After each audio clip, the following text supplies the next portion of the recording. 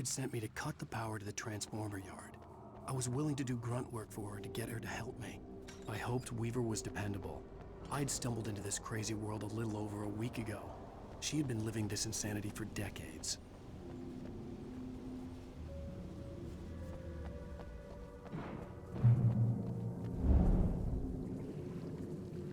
I could see the kill switch that would cut the power to the transformer yard. Now I had to find a way to reach it.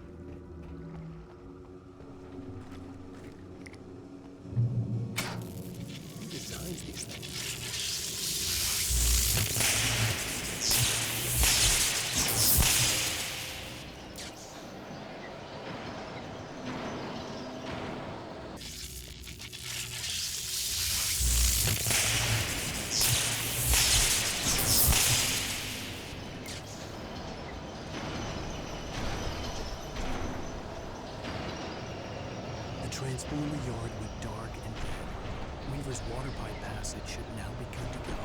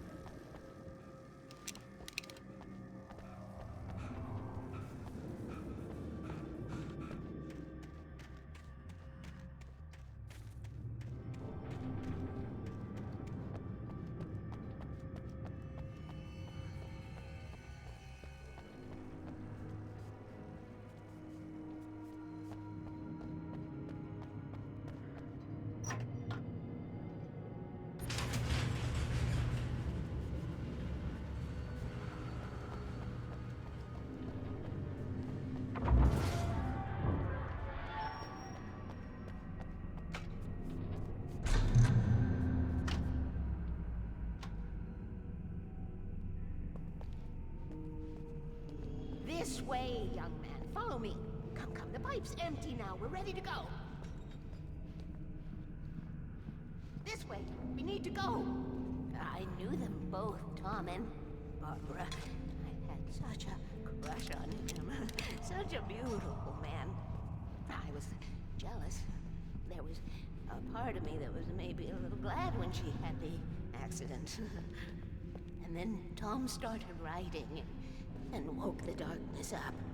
He tried to bring her back, but you can't do that. There are no free rides like that. I'm starting to realize that. In that case, young man, perhaps you're a smarter man than Tom was. The witch looked like her, but it wasn't. Barbara was sweet. He didn't understand until it was too late. He tried to undo it, wrote himself, her, everything he'd ever written out of the world. Oh, he was so famous. And afterward, no one knew. Oh, Tom. He left only one thing behind in my care, in case it happened again. Insurance. He trusted me. Or perhaps used me a little. Tom knew how I felt. Knew I wouldn't refuse him. I built the well-lit room and put it there. It's been waiting for you. We are characters trapped in a story you have written, and none of us will survive to see the end of it if the darkness isn't stopped. She'll twist the story to her own dark ends. How do you know all this? Tom, that's the way he wrote it. He still talks to me, you know, in television, from beyond, from below. We have both been touched by the darkness, young man. He saved us both with light, but the darkness stays with you. You sustain.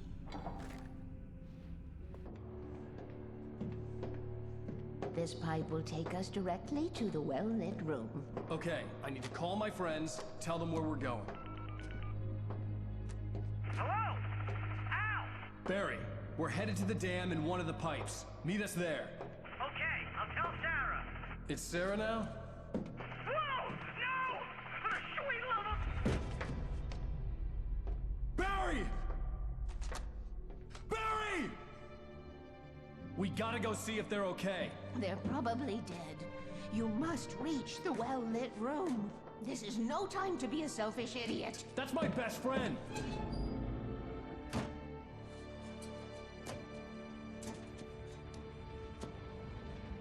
Well, be a fool. I'll use the pipe. I'll meet you at the dam if you make it.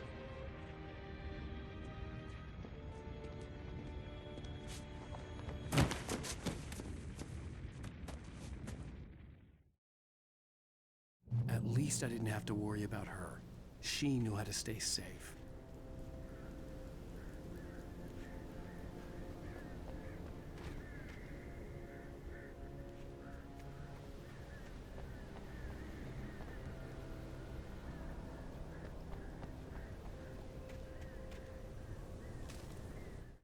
Sarah was almost starting to relax. Maybe they could turn this into a win yet. Suddenly, there was a piercing sound, like a table saw gone wild, as 100 birds made out of shadows swarmed into the rotor. The chopper bucked wildly and the board lit up, telling her what she already knew. They were going down. Barry Wheeler screamed next to her.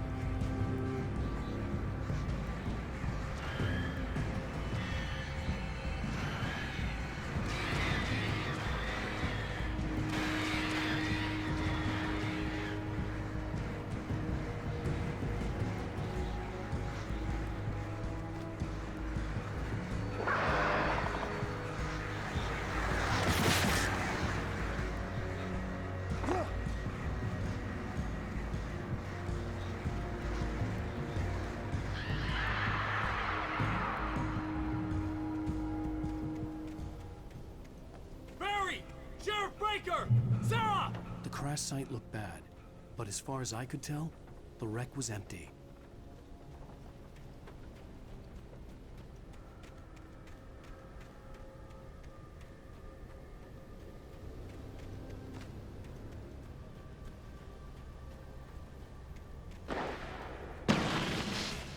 Barry! Barry!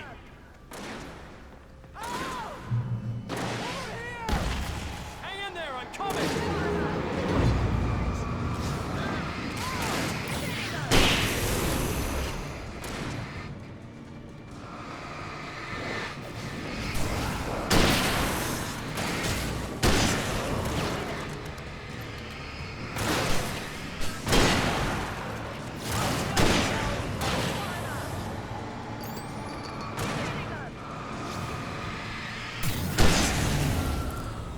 You know when to make an entrance, Wake. We were ready to make like Butch Cassidy and the Sundance Kid. I have a different ending in mind. Yeah, I'm fine. Thanks for asking. I knew you'd be all right. How's that? The flaming eye of Mordor? Yeah, laugh it up, funny man. Do we have somewhere to go? Weaver will meet us at the dam.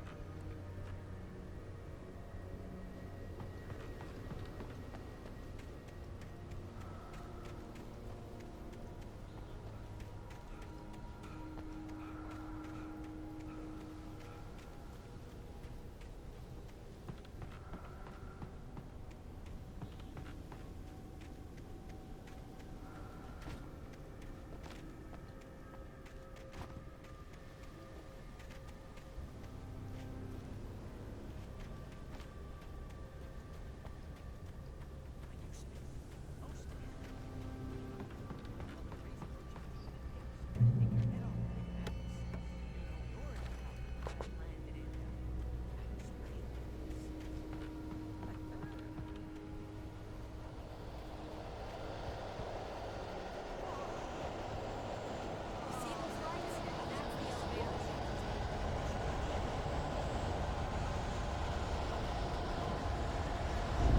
You can't blame us. What the hell is that thing? It's everywhere! Oh, crap! What's one of them?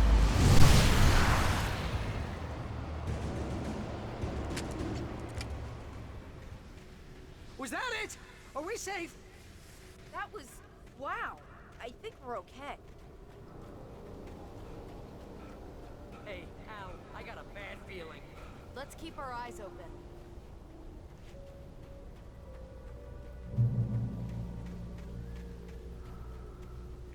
We made it! We made it! Wake, call the elevator. I'm keeping watch. I think I hear something moving around.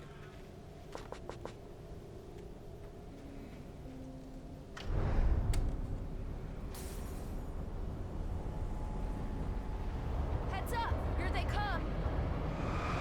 Oh no! Oh no! They're coming! We have to hold them off!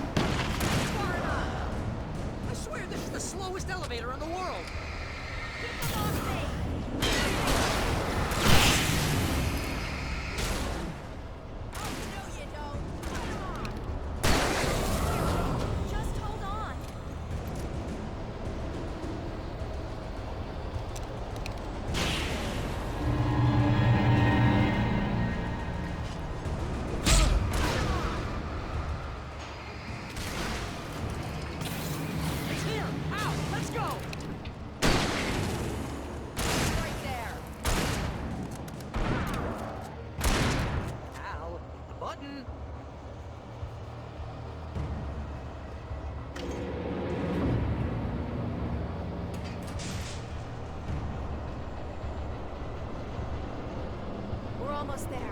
There's an entrance into the dam at the top. What's the plan, Wade? Well, Weaver's crazy, but she's got something Zane left behind. Something to fix this. Gee, could you be a little more vague? Thomas Zane? Seriously? Might as well be Paul Bunyan or Bigfoot. Yeah, well, he was real.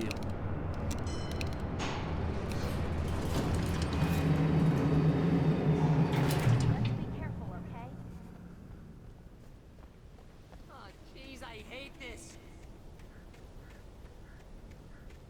Okay, Wade. There's a button over there that opens the door.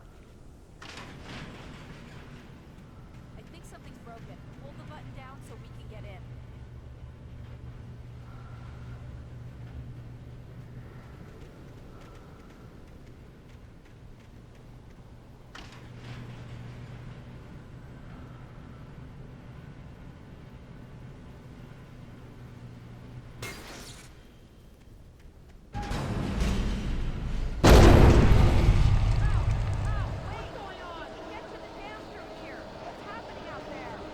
You guys go ahead and find Weaver. She should be in the dam now. I'll have to make it alone through the top. Okay, Wade. Good luck. Don't get yourself killed. Please be careful. I'll take good care of Barry, Wade. You just look after yourself.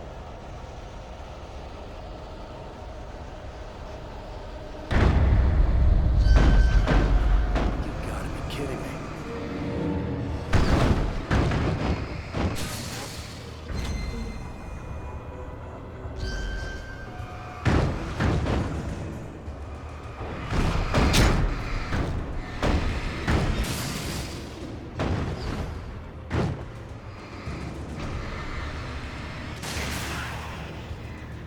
Down, boy.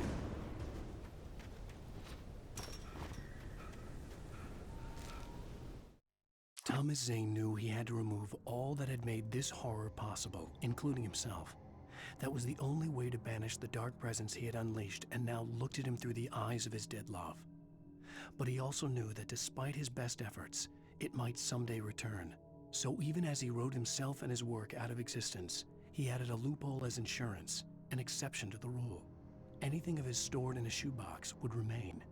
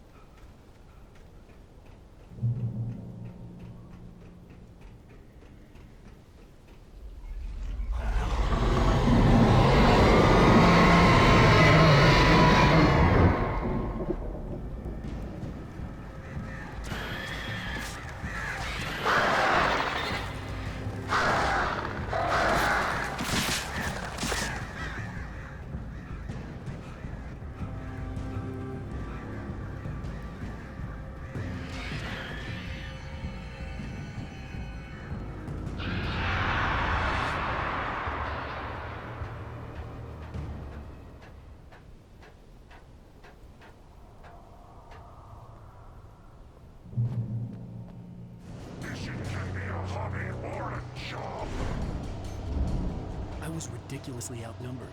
The searchlight could even the odds.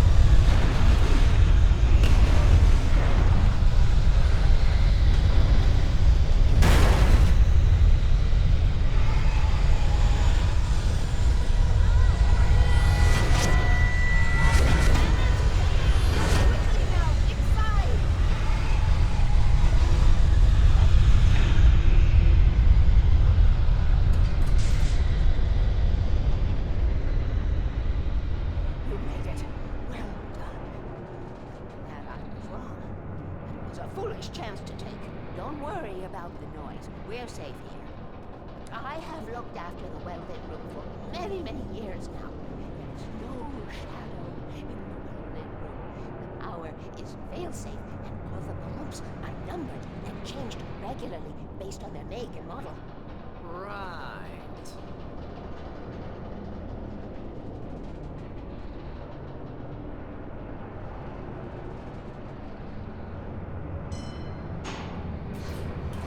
There's an old army base in Raincoat. It was active during the Second World War. They operated here back then. They must have built this. Yes, they did. It's my place now.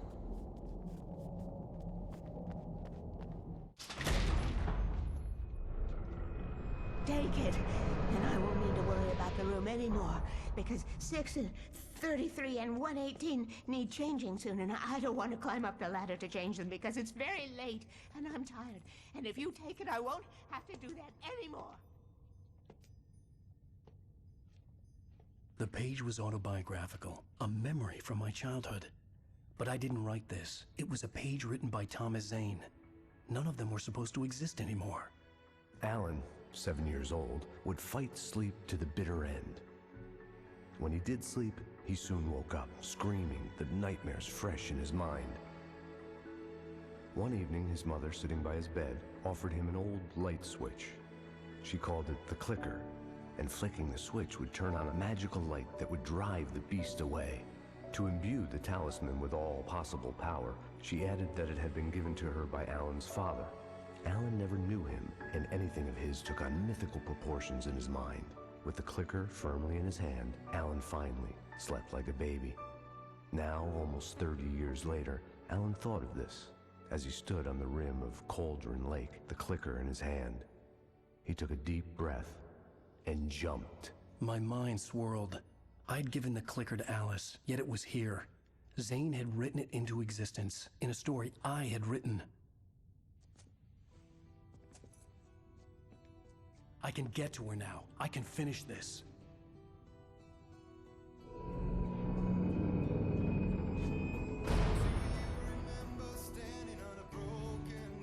Previously on Alan Wake, I wrote a horror story that has come true. Thomas Zane did the same in the 70s. You will go no further. If I continue like the Dark Presence wants me to, the story I'm writing won't save Alice. It's a horror story. No one will survive. You knew Zane! Thomas Zane! You're the Lady of the Light in the song! He left something behind to help me. The clicker. Alan thought of this as he stood on the rim of Cauldron Lake, the clicker in his hand. He took a deep breath and jumped. I can get to her now. I can finish this.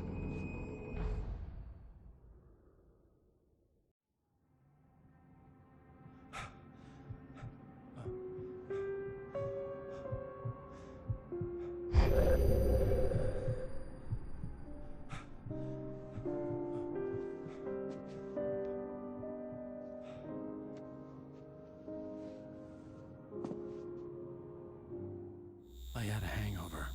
My head was about to explode and the light hurt my eyes. I needed my sunglasses and painkillers to dull the pain. In one of my finer moments of self-deception, I swore to quit drinking.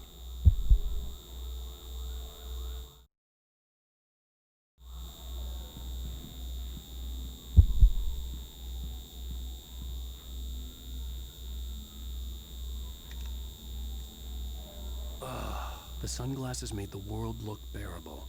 Now I could keep my eyes open without feeling like a vampire in the sun.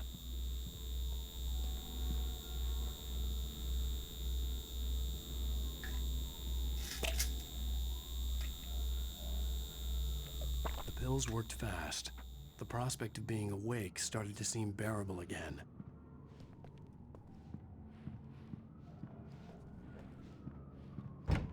There was a message waiting for me on the machine. You have one new message. Al! Are you still asleep? Wakey, wakey! You should have your show on your TiVo. If Alice wasn't too mad to record it. She called me earlier and really chewed me out. Yeah, we went a little overboard last night. But parties are a part of this business. Al, look, I'm saying this as your friend. She's not doing your career any favors by trying to run your life like that, okay? I'll talk to you later, Al. Watch the show!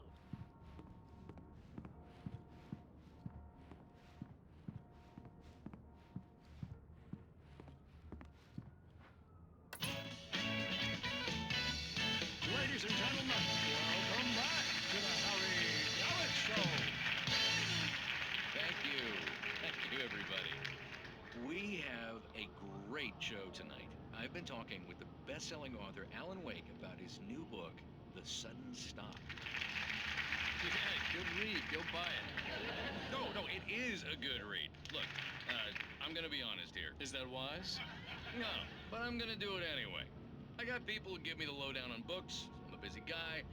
But this one, I actually read from cover to cover. I mean, I'm a big fan. Wow, thanks. Now, this might be a spoiler for those who haven't read the book yet. Based on the sales figures, the 2 people out there who haven't read the book yet. But this last book is all about the death of the main character, the hard-boiled New York detective, Alex Casey. Now, there's been a lot of outrage about this. Why the hell did you kill Casey? What the hell were you thinking, man? Good riddance. No, seriously though, 7 years and 6 books is a long time. He was a gloomy guy to spend all your working hours with, and it was a good run. But it's time to explore new things. My next book will be a departure from the old for me. You selfish bastard, always thinking of yourself. Well, you've certainly given us a lot of entertainment over the years. And now that you mention it, Casey was a gloomy guy. Never had much luck with his love life with the ladies. Was that autobiographical in any way? Yeah, no kidding. Casey's lady friends tended to die on him. With Casey, it was all about his pain. No, nothing autobiographical about that. I'm a happily married man. My wife is my muse. Well, congratulations. That's great to hear. So, how's the publicity tour been treating you? Good, great. But I gotta say, I'm glad to be back home in New York. Well, you've certainly been on the news a lot lately. Lots of parties and, you got into a fight with some paparazzi. Oh, man. Well, that guy was really in my face. I lost my temper. I know that wasn't cool. You are famous for that temper. Well, I did also write several books. Well, your latest novel is called The Sudden Stop, and it's in bookstores now. Go get it. That means the 2 of you out there who haven't bought it yet. Ladies and gentlemen, that's all we have for you tonight. I want to thank all our guests for the evening. Alan Wake, Sam Lake. Once more, do the face for a Sam. And our musical guests, Poets of the Fall. Thank you. At least I'd been funny. I told myself I could live with that. You watch the show? I didn't say anything stupid, if that's what you want to know. Okay, Grumpy. You want an aspirin or something? Are you going to start with me about drinking now? You know what? Go back to sleep, Alan.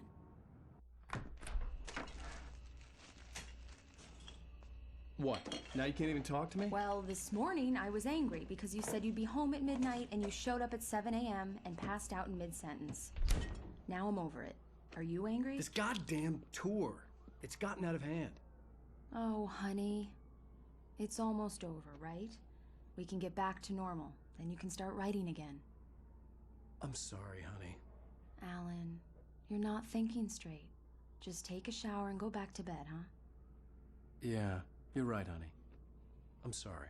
Once this is over, let's go away together. A vacation. Just you and me. Some peace and quiet.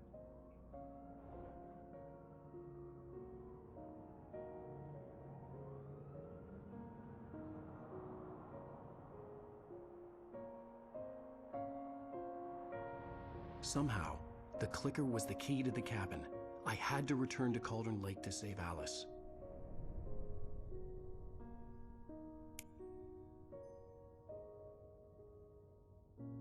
I'm going back to the lake to finish this. I'm going to write an ending to the story in the manuscript on my own terms, to make it all right. Why can't you just write it here? The last page is still in the typewriter. I need to read it first. Everything needs to be just right. Zane tried to cut some corners, and it didn't end well. Okay, ready when you are. I'm sorry, Sarah, but I need to do this alone. Barry, take her gun. Miss Weaver, close the door when I leave.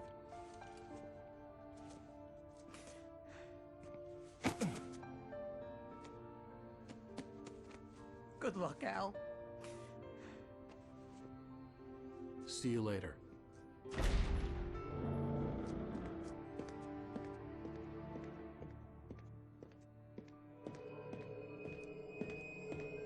When I got out, it was warm and sunny.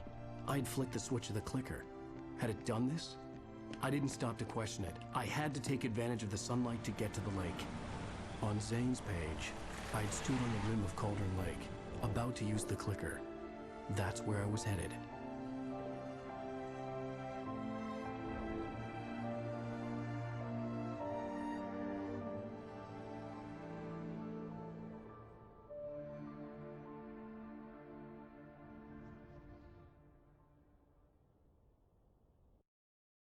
Alone, in daylight, surrounded by the beauty of the Pacific Northwest landscape, it was hard not to let doubt creep in one last time.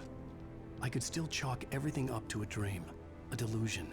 I had enough imagination to make up something like this, having been in the cabin all this time, trapped in a story inside my head, gone mad from grief over Alice's death like Hartman had claimed.